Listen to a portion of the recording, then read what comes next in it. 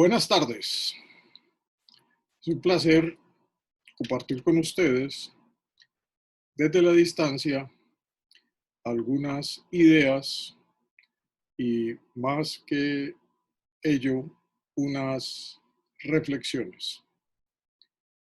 La información sobre la situación actual del mundo y de Colombia es realmente muy abundante.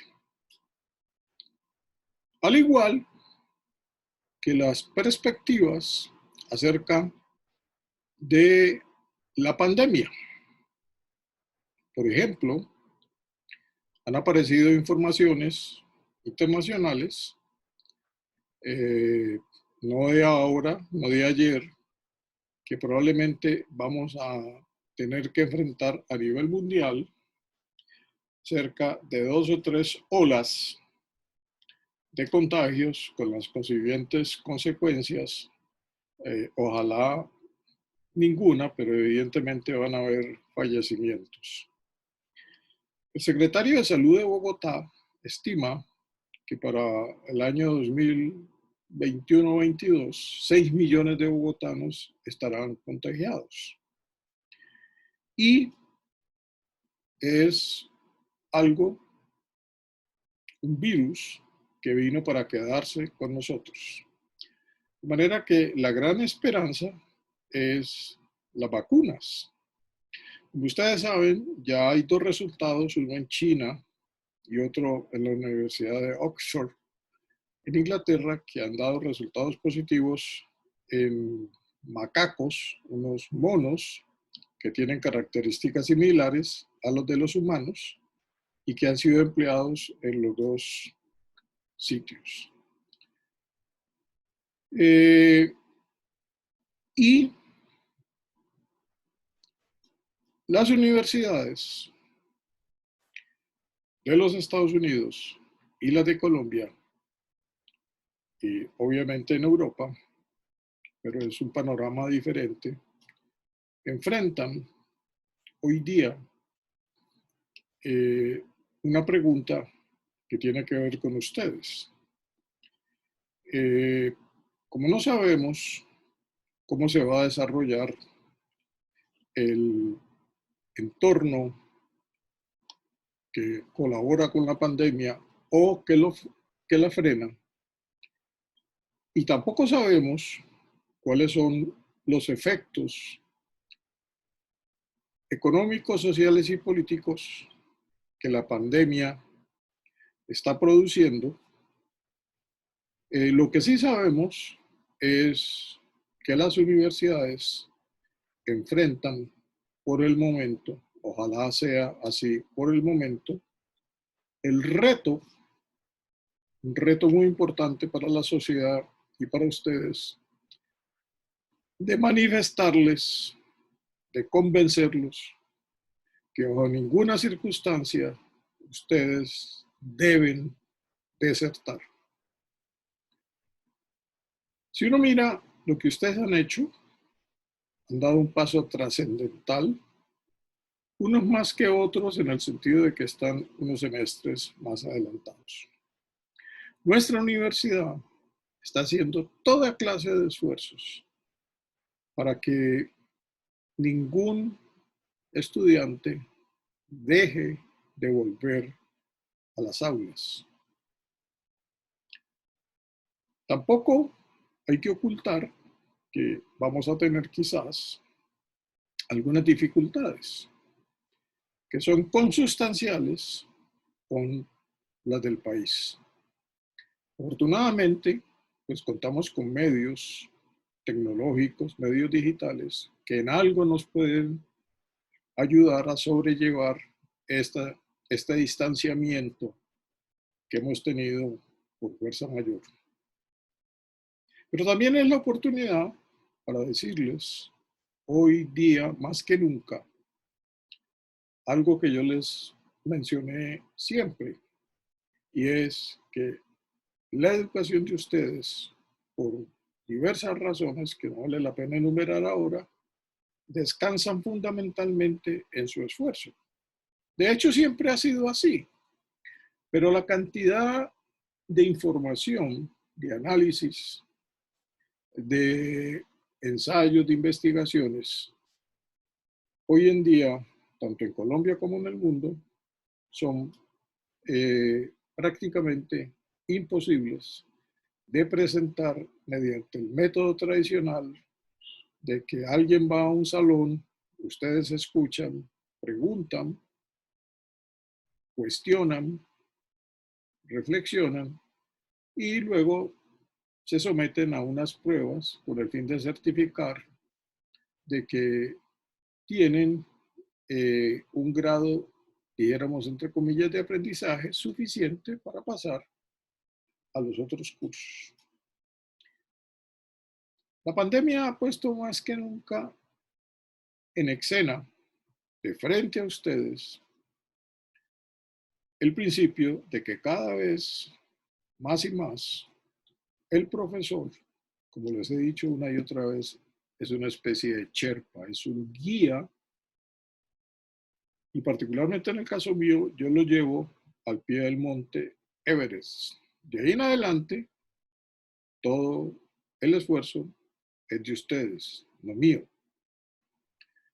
Entonces, yo los quiero invitar a que tengan confianza en nuestra universidad, una buena universidad, una universidad en la cual vale la pena hacer estudios y no vayan bajo ninguna circunstancia a desertar. Estoy seguro que van a encontrar una mano tendida para que ustedes sigan.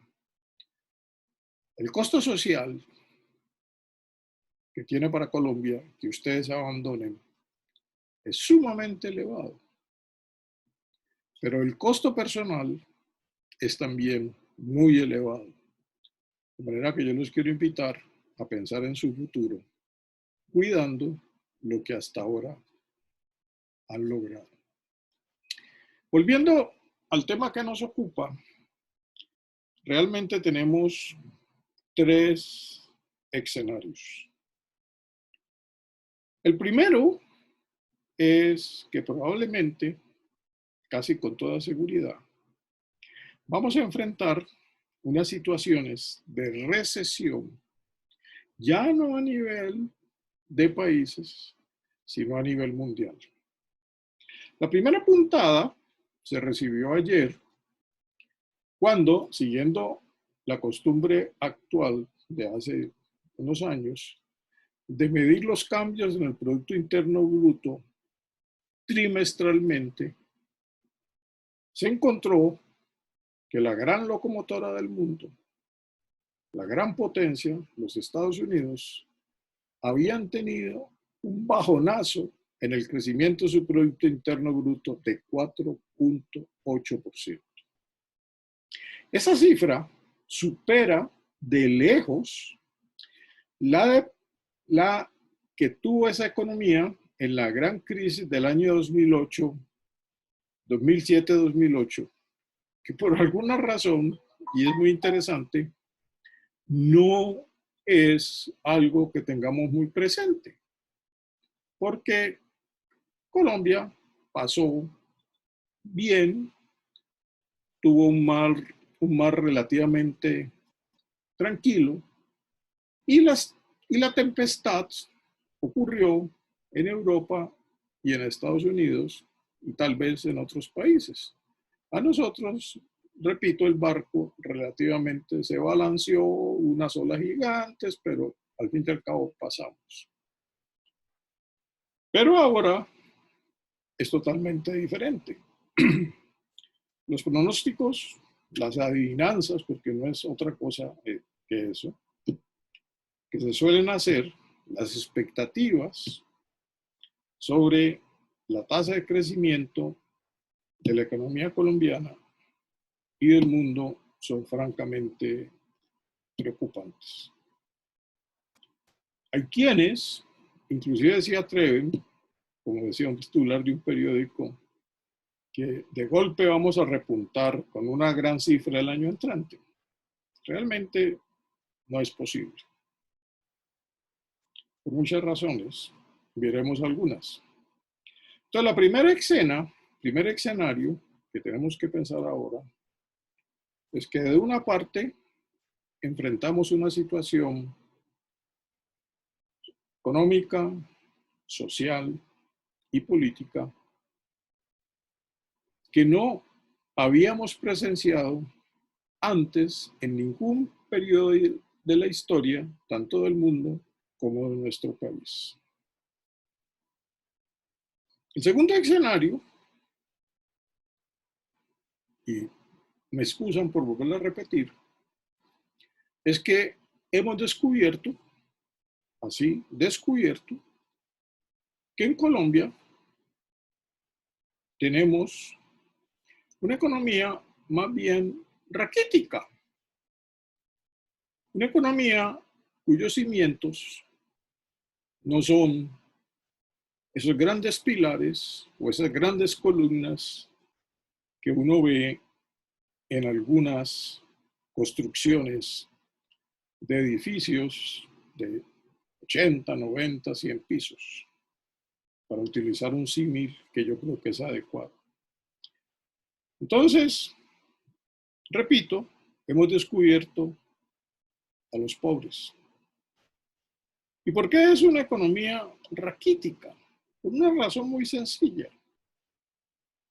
Porque nos encontramos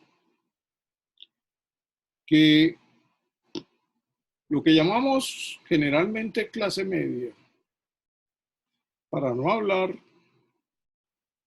de la clase que presenta mayor precariedad, lo que han venido haciendo a lo largo de estos años no es lo que los economistas aprendimos hace unos años. A nosotros nos enseñaron que, por ejemplo, la educación era en realidad una escalera y que si yo iba a la escuela primaria, bachillerato, universidad y luego un pregrado, iba subiendo por la escalera que tenía varias dimensiones. La primera, la dimensión económica, ingresaba a una organización pública o privada, mejor la privada, por supuesto, por lo menos en nuestro país, y podía eventualmente llegar a el top de la organización, ser gerente, ser presidente, ser vicepresidente. Era también una escalera que al mismo tiempo era social. Dejaba de comer los alimentos con los cuales la inmensa mayoría de nosotros nos nutrimos por la precariedad. Descubrimos que habían manjares, que habían restaurantes que estaban en la guía Michelin, que habían restaurantes que tenían diversas distinciones, y empezamos a encontrar una serie de ofertas de platos que jamás sospechamos que había.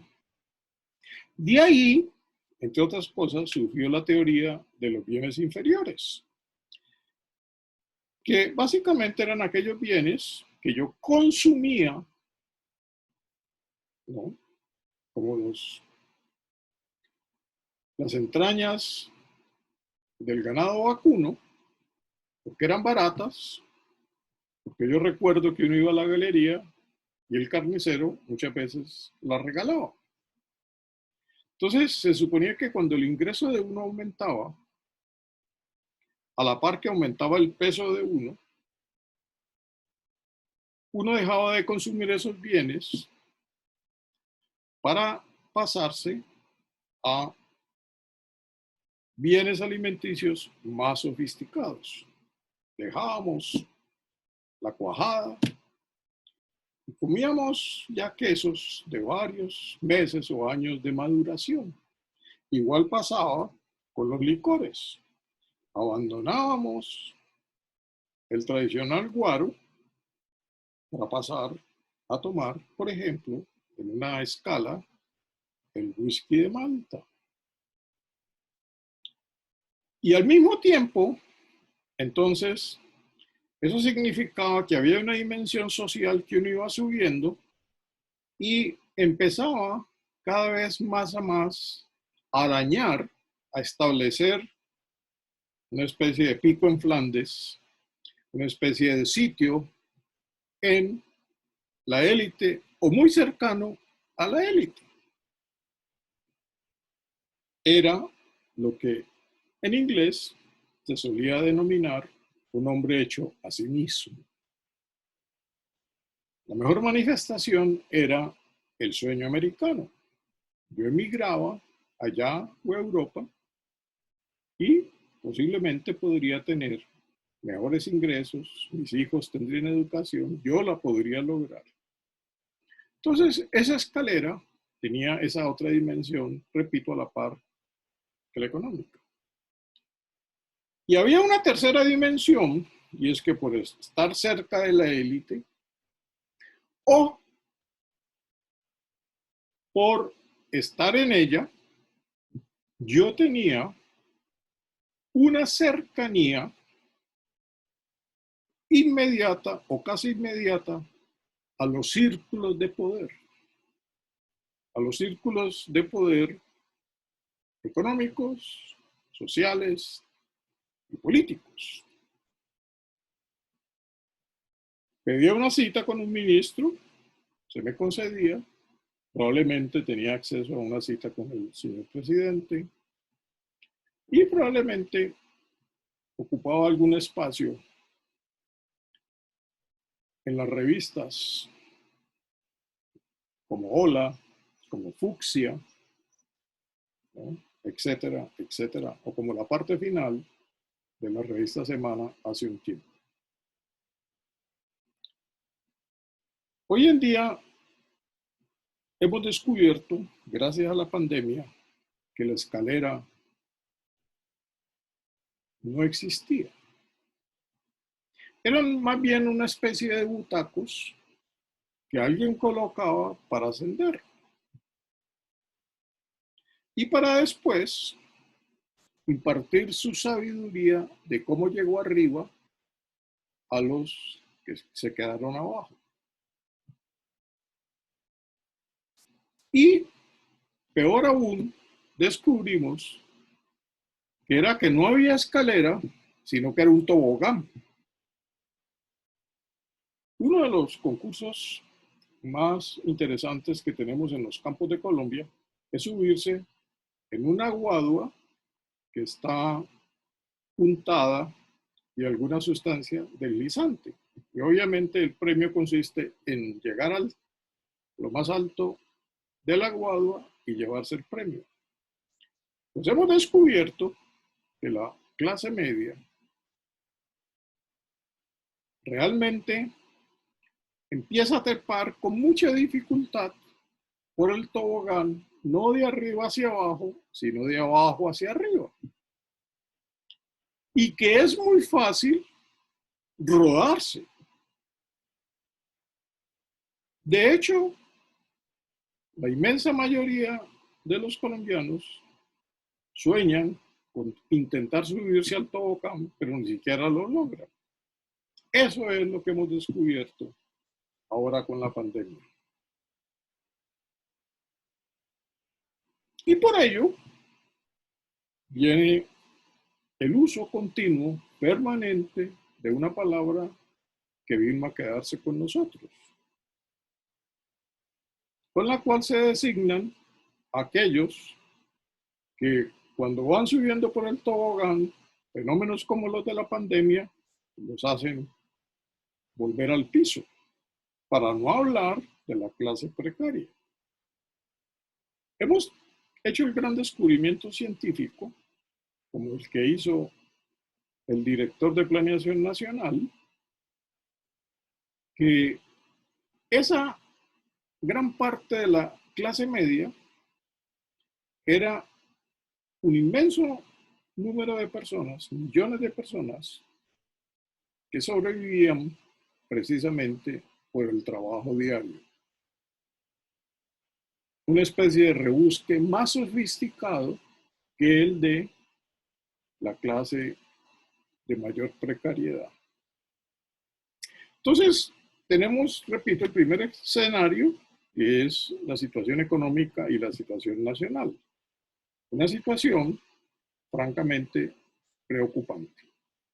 Tenemos una segunda situación, y es que tenemos una economía raquítica, una economía de microempresarios, de pequeñas empresas, de medianas empresas.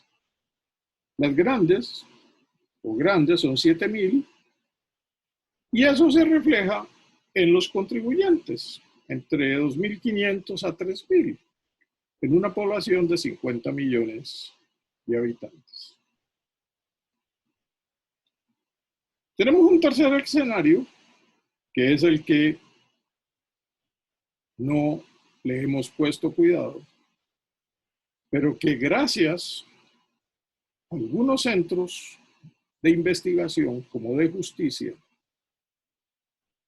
algunos académicos, como el profesor Bassés del Rosario, hemos encontrado que las columnas de nuestra democracia, que ha sido imperfecta per se,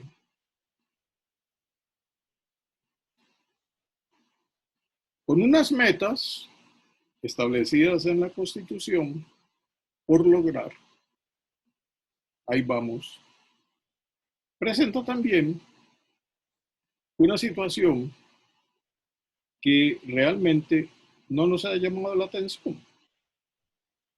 Y eso es realmente preocupante. Me explico. Curiosamente, cuando se hizo la Asamblea Constitucional del año 91, que por enésima vez repito, fue maravillosa. Insisto que esos no eran colombianos. Hicieron un trabajo espectacular. Así el 99% de los colombianos no crean. Nunca pudieron visualizar, porque el futuro no se puede adivinar, nunca pudieron mirar el horizonte y darse cuenta que el país no podía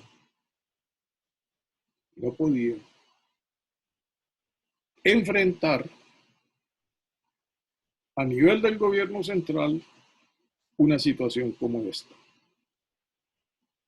En otras palabras, nosotros no tenemos en nuestra carta política los instrumentos constitucionales que nos permitan al mismo tiempo garantizar que vivimos en un Estado social de derecho, artículo primero de la Carta, y que al mismo tiempo podemos enfrentar una emergencia como la que vivimos. Y realmente, pues, no hay a quien culpar. Me explico. El gobierno ha tomado, dijéramos, en un altísimo porcentaje las decisiones que eran. El gobierno ha cumplido con echar mano al único instrumento que había, el instrumento de la emergencia, que si ustedes se ocuparan de estudiar la historia del país, reemplazó una de las mayores señales de la imperfección de la democracia colombiana. Me refiero al estado de sitio, donde se suspendían, óigase bien, los derechos fundamentales de las personas, porque se consideraba turbado el orden social, el orden público, inclusive el orden económico. Y por eso, la constituyente se ocupó de establecer algo muy preciso, de poca duración, que se llama la emergencia económica, la emergencia social. Y entonces le damos, gracias a ese instrumento constitucional, le damos poder al Ejecutivo para que tome las decisiones que permitan garantizar tanto la vida de los colombianos y sus residentes, como enfrentar las consecuencias económicas y sociales que trae, por ejemplo, el caso de la pandemia.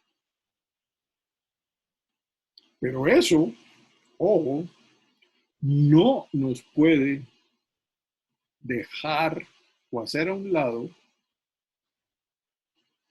los derechos fundamentales que están en el título 1 y en el título 2 de la Constitución. Esos tres escenarios me llevan a pensar que, en cierta manera, las frases almibaradas, llenas de miel, llenas de dulzura, que esparcen los medios de comunicación, que pagan las empresas, que están en la televisión, porque nos hemos desbordado en una filantropía empresarial y en un afán de solidaridad de muchos ciudadanos que han decidido, en el caso de los ciudadanos, colaborar con aquellos que ondean trapos rojos.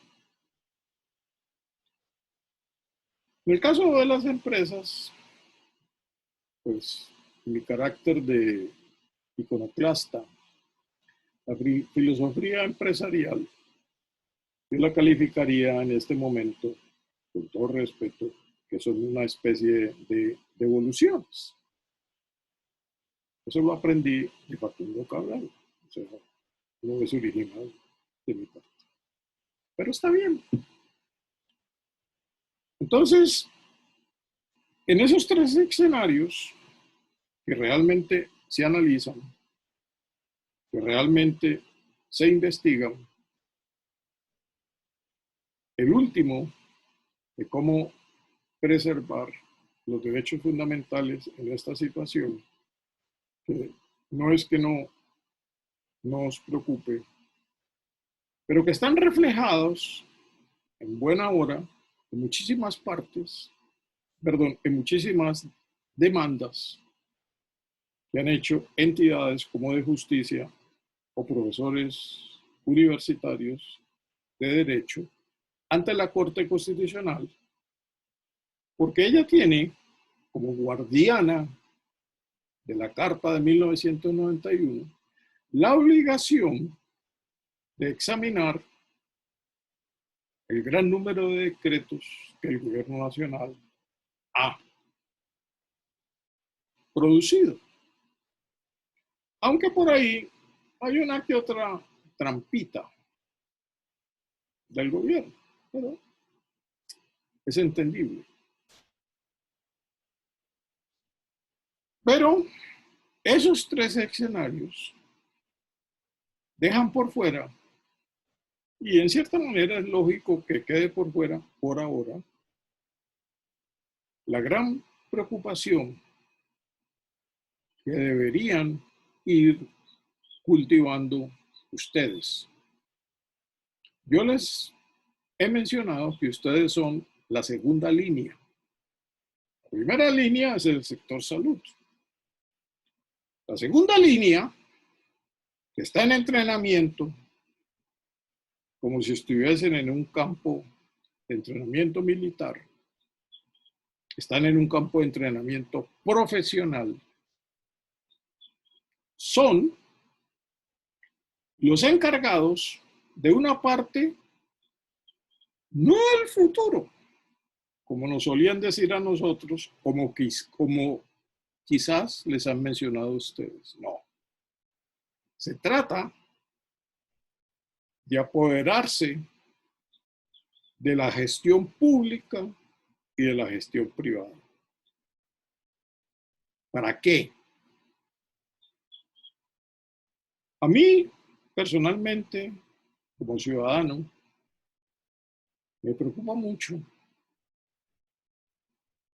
que alguna vez nos volvamos a abrazar, nos volvamos a besar, volvamos a recorrer las alamedas tranquilamente, volvamos a los centros comerciales, volvamos a cine, vamos a las discotecas y consideremos que hemos atravesado un periodo difícil, pero que hemos vuelto a la normalidad.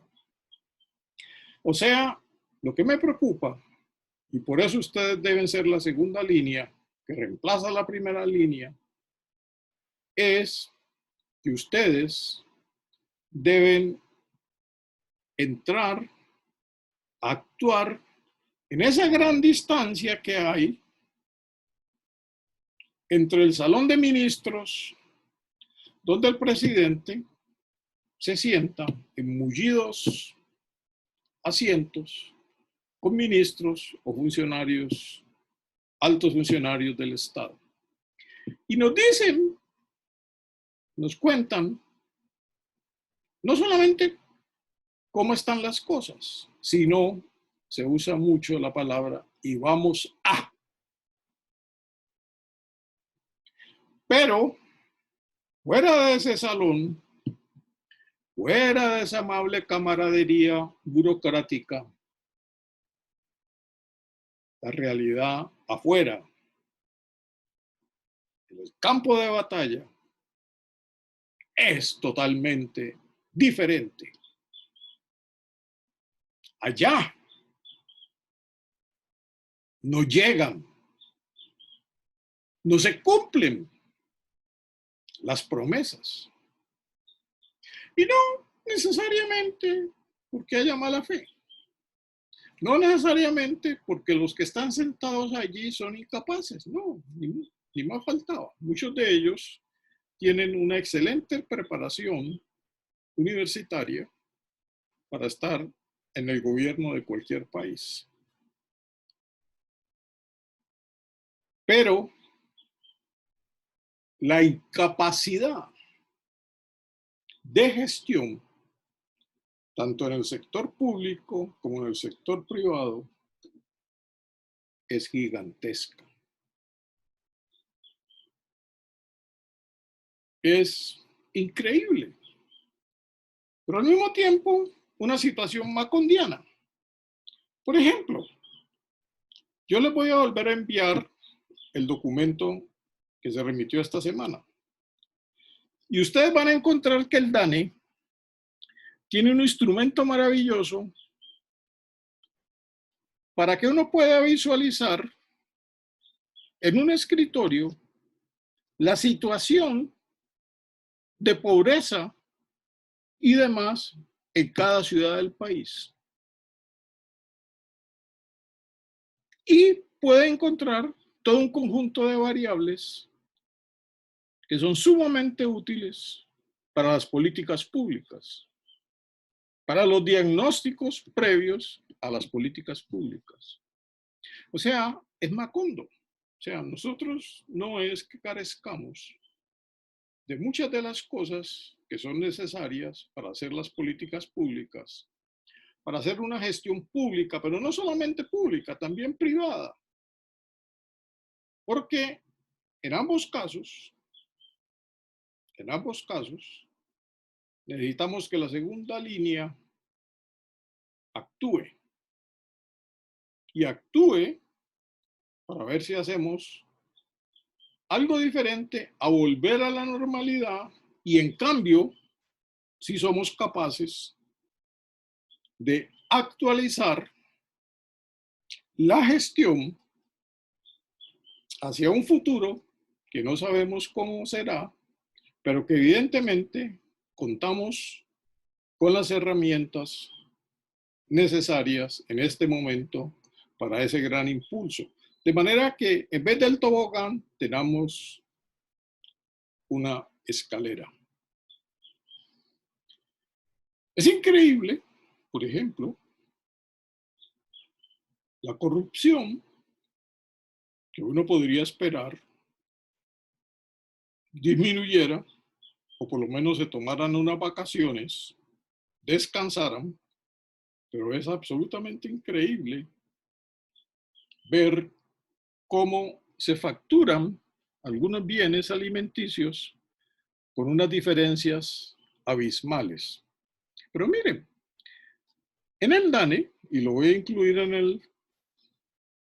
al completar el documento, el DANE posee hoy día, y eso es lo que hace, por ejemplo, noticieros como el RCN, porque puede comparar y decir, esta lata de atún en cualquier supermercado en promedio, por decir algo, vale 3.000 pesos, por lo tanto usted no la puede cobrar a 20.000 pesos, por decir algo. O sea, en otras palabras, no es que ustedes carezcan de las facultades mentales o de las destrezas necesarias para ocuparse del país. Por el contrario, yo diría que todos ustedes,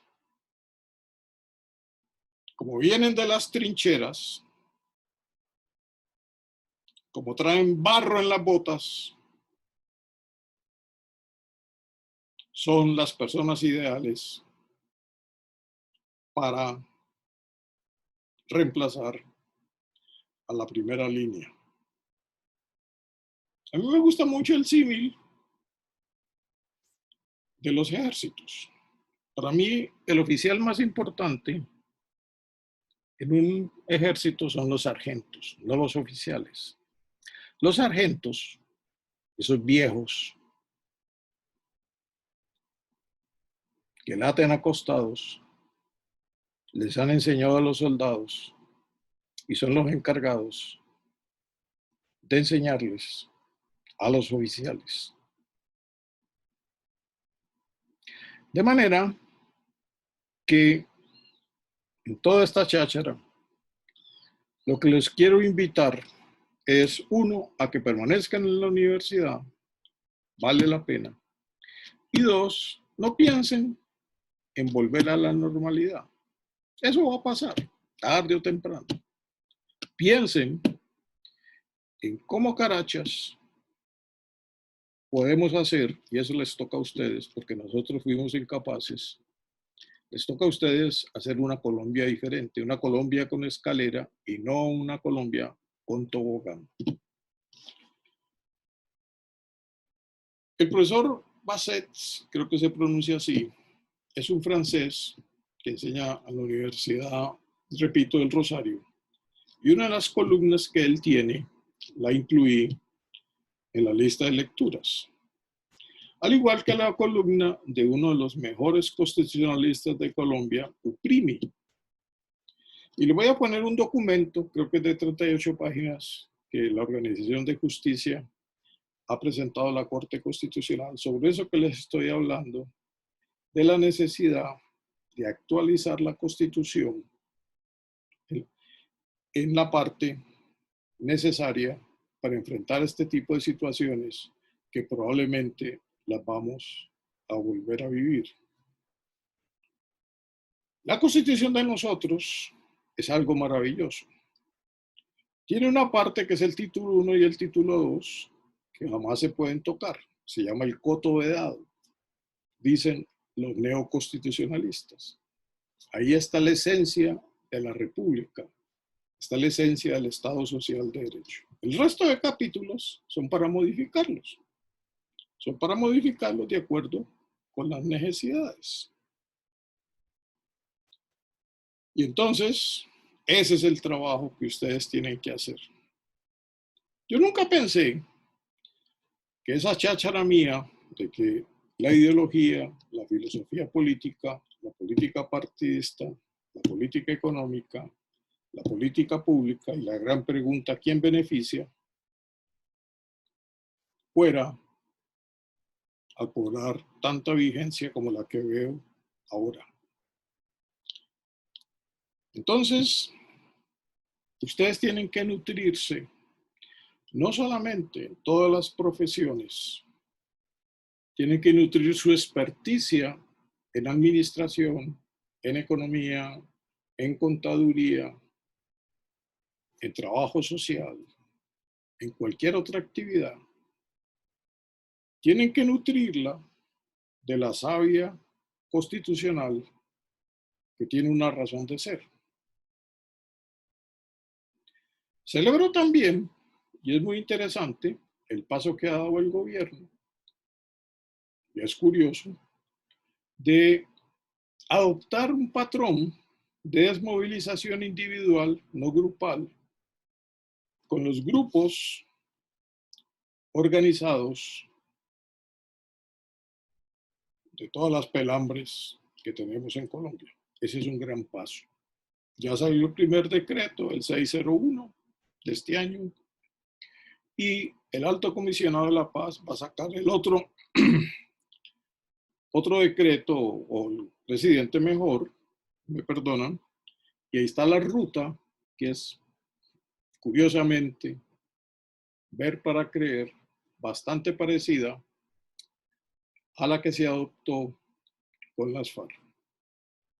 Tenemos que desearle éxito al gobierno en ese paso que creo sería trascendental para esa nueva Colombia. Quiero también decirles que hay, curiosamente, una gran discusión sobre algo que también nunca pensé llegar a ver, sobre la teoría monetaria moderna. Casi me desmayo cuando veo al presidente, a nuestro presidente eterno, pedir que se aplique la teoría monetaria moderna para ayudar a las pymes, a los pequeños empresarios y a la mediana empresa. Hoy el Banco de la República tomó una decisión acertada y va en camino, rebajó la tasa de interés en 0.5. Y yo no sé si ustedes saben que una de las grandes apuestas que hacen los expertos es que cuando se acerca la reunión de la Junta Directiva del Banco de la República, hacen apuestas sobre en cuánto va a bajar o en cuánto va a subir la tasa de interés principal del mercado. Y realmente la gran mayoría acertó en que iba a ser 0.5. Algunos piensan que podía llegar en un tiempo no muy lejano a 2, y hay quienes acarician el sueño del 0 o por debajo del 0. Lo más interesante es que ahora han descubierto que aún así, lanzar dinero, claro que no lo hemos hecho como debería ser, como hace la Reserva Federal de los Estados Unidos, como hace el Banco Europeo, Banco Central Europeo, como hace el Japón hace muchos años, como hizo Inglaterra. Curiosamente, algunos predicen, ver para creer, que no se producirá inflación.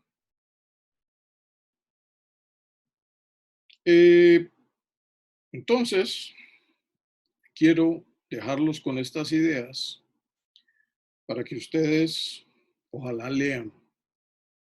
Les ruego que lean lo que les voy a enviar de nuevo, porque ahí hay cosas muy interesantes sobre algunos de estos aspectos que les he mencionado.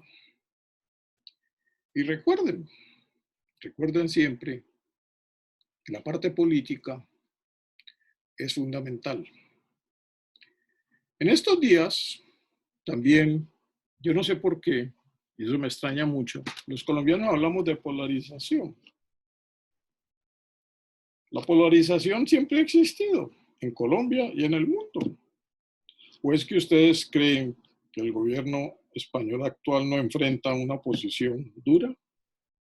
Los franceses, el presidente Macron la está viviendo, para no hablar, para no mencionar la soga del ahorcado en el caso de los Estados Unidos. Y ahí viene una parte fundamental de la institucionalidad colombiana. La situación pandémica ha dejado descobalado el Estado en el sentido de que el Congreso, y por eso el artículo del profesor Bassett es muy importante, ha dejado descobalado el Estado porque obviamente por razones de salud el Congreso no ha podido actuar como lo solía hacer. Hoy más que nunca necesitamos los pesos y los contrapesos. Construir una nueva Colombia pasa por esos pesos y contrapesos. Tampoco me preocupa, me angustia la supuesta batalla que libra el centro democrático por conservar el poder.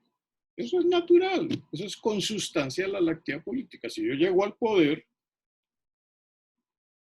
y en la democracia, una de sus cualidades es que para eso existe el péndulo, para eso existe la posibilidad de que otros partidos aspiren y el péndulo se devuelva. Yo entiendo al centro democrático. Ellos quieren conservar el poder y ganar la presidencia en las próximas elecciones.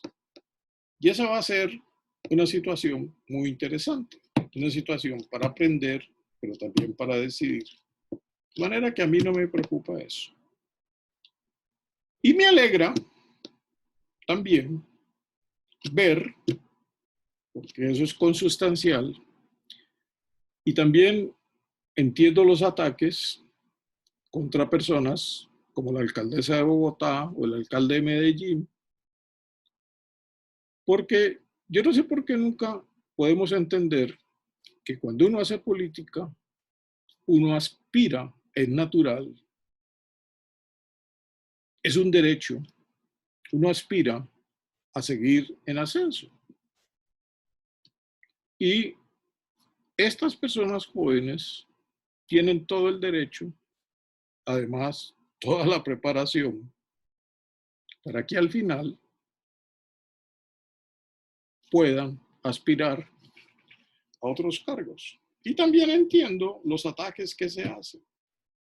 La cizaña, eso es consustancial en la lucha política. Eso no nos debe aterrar.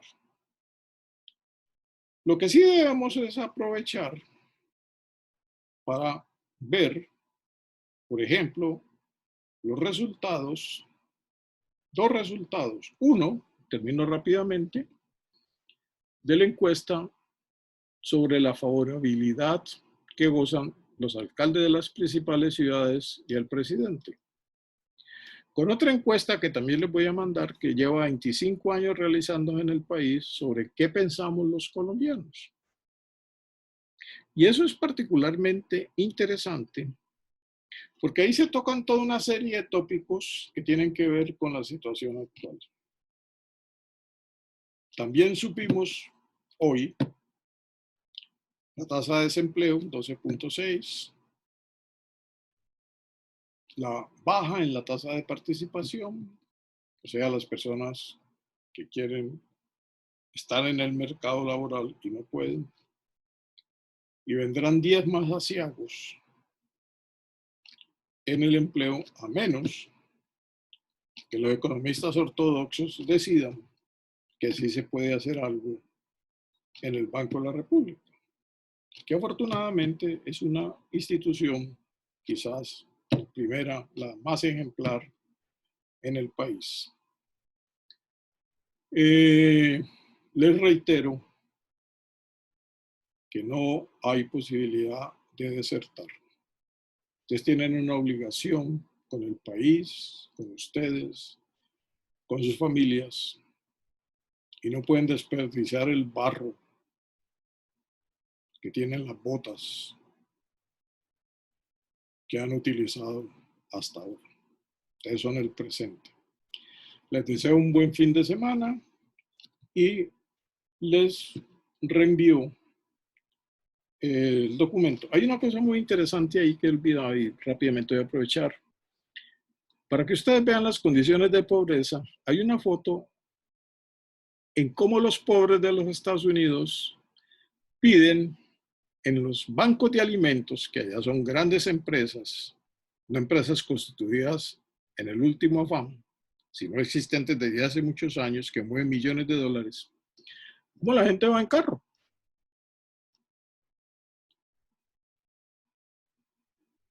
Van en carro, son largas filas de automóviles de todo tipo, esperando llegar al banco de alimentos para retirar unas cajas con enlatados y todo tipo de bienes. Los Estados Unidos tienen en este momento más de 26 millones de desempleados. Eso significa que de un plumazo borraron los empleos creados en los últimos 10 años. Y el último dato, entre el primer millón de contagiados y los 3 millones actuales, solamente pasaron cerca de 25 días o un poco más. Eso nos indica el reto que hay con ese enemigo silencioso. Y ahora sí, me despido, repito, buen fin de semana y por favor, lean, vénganse a vivir a Colombia. No dejen que el barro en las botas se les seque. Sigan de las trincheras para adelante a reemplazar la línea 1. Mucho gusto.